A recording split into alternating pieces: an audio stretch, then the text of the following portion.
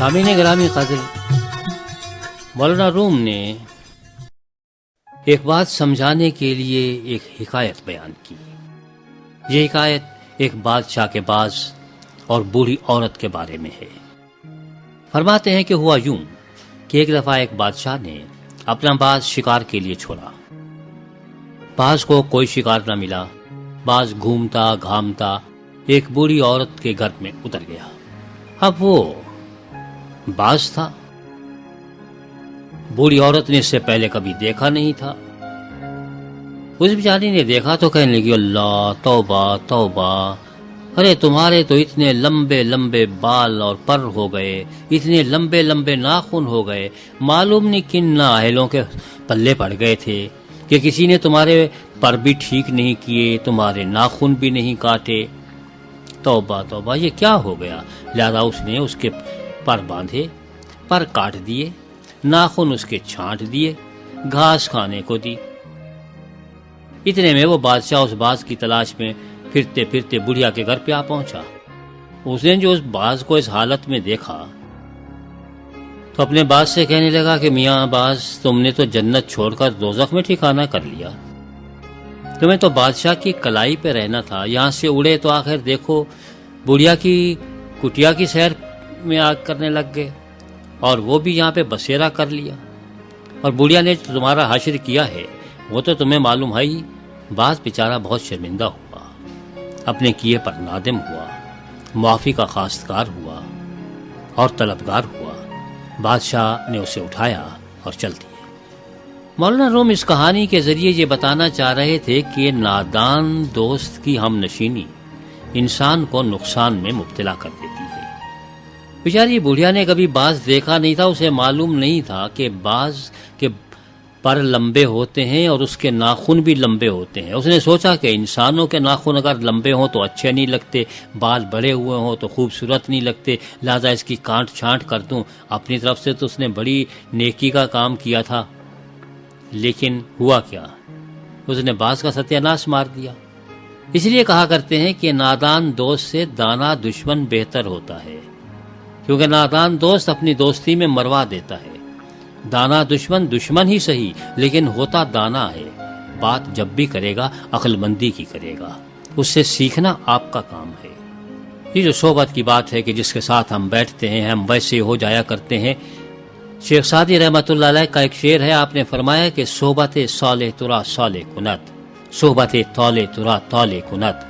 اگر تم اچھے لوگوں کی صحبت میں بیٹھو گے تو اچھے ہو جاؤ گے، بروں کی صحبت میں بیٹھو گے تو برے ہو جاؤ گے۔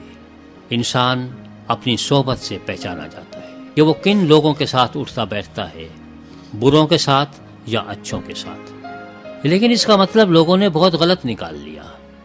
لوگوں نے یہ کہا کہ چونکہ آپ بروں کے ساتھ بیٹھنا نہیں ہے تو لہذا بروں کے ساتھ کوئی تعلق بھی نہیں رکھنا ہے، لہذا بروں سے دور دور۔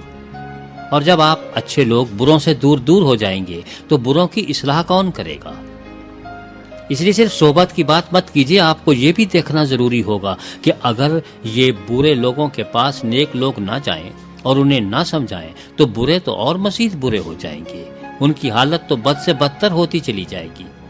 میرے مولا سیدنا مسیح سلام علیہ کے زمانے میں بھی اس زمانے کے علماء برے لوگوں سے دور دور بھاگتے تھے، ان سے کوئی سروکار نہیں رکھتے تھے، اور کہتے تھے کہ نہیں بھائی یہ تو جاہل لوگ ہیں، ان کے کون منہ لگے، ان سے ہمیں بات کرنا بھی گوارا نہیں ہے، یہ لوگ شریعت سے ناواقف ہیں، حلال حرام کی تمیز نہیں کرتے، خدا نخواستہ ان کے پاس بیٹھ گئے تو کیا ہوگا، ہمارا بھی حشر وہی ہو جائے گا، تو ان سے دور دور رہا کرتے تھے۔ لیکن میرے مولا ہمیشہ ان لوگوں کے پاس جاتے تھے اور انہیں سمجھاتے تھے کہ دیکھو جو راستہ تم نے اختیار کیا ہوا ہے اس کا نتیجہ بہت برا ہے۔ میرے مولا نے فرمایا کہ دیکھو میری مثال روحانی طبیب کی سی ہے۔ طبیب مریضوں سے دور نہیں بھاگتا بلکہ مریضوں کے پاس جاتا ہے، ان کا علاج کرتا ہے، اگرچہ بعض اوقات اس کو اپنی جان کا بھی خطرہ ہوتا ہے۔ میں روحانی طبیب ہوں، میں دنیا کے لوگوں کو ان کے گناہوں سے بچانے کے لیے آیا ہوں، انہیں نجات دینے کے لیے آیا ہوں، تو لہٰذا ایک طبیب کی حیثیت سے مجھ پر یہ فرض عائد ہوتا ہے کہ میں مریضوں سے دور نہیں بھاگوں، میں روحانی مریضوں کے پاس جاؤں گا۔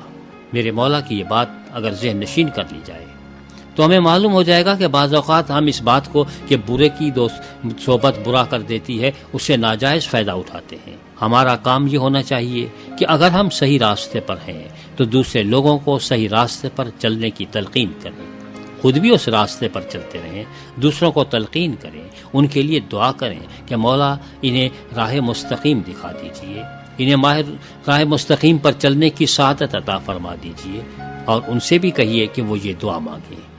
اور اگر ہم ان سے دور بھاگتے رہے تو پھر بروں کو راستہ کون دکھائے گا؟ ہر انسان پر یہ فرض عائد ہوتا ہے کہ وہ دوسرے کو صحیح راستہ دکھائے، لیکن آپ کو معلوم ہے کہ ہم ڈرتے کیوں ہیں؟ اسی لیے کہ صحیح راستے کا ہمیں پتہ ہی نہیں ہے۔ ہمارے دل میں ایک خدشہ رہتا ہے کہ کہیں ایسا تو نہیں کہ ہم غلط راستے پر چل رہے ہیں، اس لیے ہم یہ دعا مانگتے ہیں کہ ہمیں صحیح راستہ دکھا، حالانکہ ہونا یہ چاہیے تھا کہ ہمیں صحیح راستے پر چلا، کیونکہ جب آپ یہ دعا مانگتے ہیں کہ صحیح راستہ دکھا تو اس کا مطلب ہے ابھی تک آپ صحیح راستے پر نہیں ہیں، لیکن صحیح راستے پر چلا اور اس پر چلائے رکھ کا مطلب ہے کہ ہم اس راستے پر چل رہے ہیں، اس لیے اسی راستے پر ہمیں گامزن رہنے دیجیے اور ہماری مدد فرماتے رہیے۔ ڈاکٹر کا کام یہی ہے کہ وہ اس کو اگر کڑوی دوا دینا ہے تو کڑوی دوا دے، اگر کڑوی بات کرنا ہے تو کڑوی بات کرے۔ یہ مقصد نہیں ہے کہ نا سے ہمیشہ اچھی اچھی باتیں کیے جائے اور یہ نہ بتائے کہ اس شخص میں برائی کیا ہے۔ برائی بھی بتانا آپ کا فرض ہے، لیکن اگر اسی برائی میں آپ خود مبتلا ہوں تو دوسرے کو کیا بتائیں گے؟ اگر آپ خود گڑ کھاتے ہوں تو دوسرے سے کیا کہیں گے کہ وہ میٹھا نہ کھایا کرے؟ آپ کو تو پہلے خود اس سے گریز کرنا چاہیے، اس کے بعد آپ کسی سے کہہ سکتے ہیں۔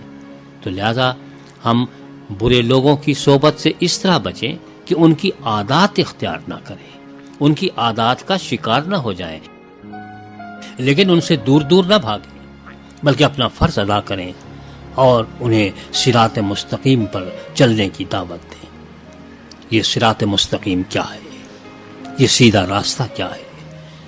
جس راستے پر ہم چل رہے ہیں اس کے بارے میں انہیں بتائیں، اور یہ بتائیں کہ صراط مستقیم پر چلنے کے کیا فوائد ہیں۔